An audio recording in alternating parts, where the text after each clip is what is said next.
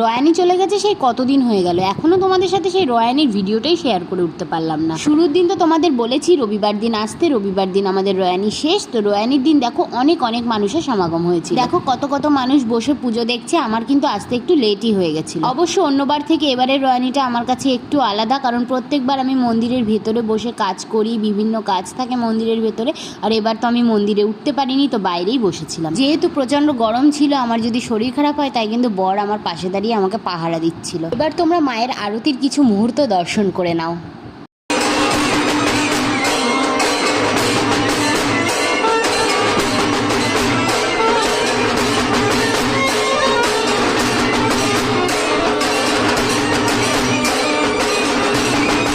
পুজো শেষ হতে কিন্তু প্রায় 3টে বেজে গেছিল। আর পুজোটা শেষ হওয়ার পরেই যেহেতু প্রসাদ বিতরণ হয় তাই কিন্তু অনেকটা ভিড়ও পড়ে গেছে। তোমরা দেখতেই পাচ্ছ কত কত মানুষ একসাথে বসেছে। এখানে প্রায় 150 থেকে 200 জনের মতো একসাথে আয়োজন করা হয়েছে। এরকম কিন্তু এক একটা ব্যাচ উঠছিল এবং তার পিছনে আরো এক এক ব্যাচের লাইন দাঁড়িয়েছিল। যতক্ষণ মানুষ থাকে আমাদের প্রসাদ কিন্তু ততক্ষণই বিতরণ করা হয়। এছাড়াও যদি কেউ চায় যে বাড়ির কোনো বয়স্ক মানুষ আসতে পারেনি বা ছোট বাচ্চা আসতে পারেনি, তাদের জন্য প্রসাদ দেওয়ারও ব্যবস্থা রয়েছে। এই যে এখানে এরকম পাতায় করে বাড়ির জন্যও প্রসাদ দেওয়া হয়। খাওয়ার সাথে সাথে কিন্তু এই প্রসাদ বিতরণটাও চলে। দেখো কত লম্বা লাইন পড়েছে।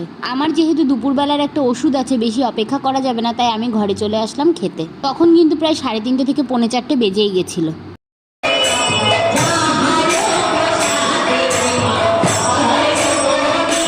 তোমাদের তো দেখিয়েই দিয়েছি কি কি ছিল মেনুতে। খিচুড়ি, বেগুনি, তার সাথে ছিল এবারে লাবড়ার তরকারি, আর ছিল পায়েস। আর সন্ধ্যেবেলা গান শুরু হয়েছে, কারণ আজকেই তো লাস্ট। দেখো এখন মন্দিরগুলো পরিষ্কার করা হয়ে গেছে, ধুয়ে দেওয়া হয়ে গেছে, কতটা সুন্দর লাগছে। আমার বাবা মা এসেছিল, তারাই চলে গেল, এখন টাটা করে দিলাম, টাটা।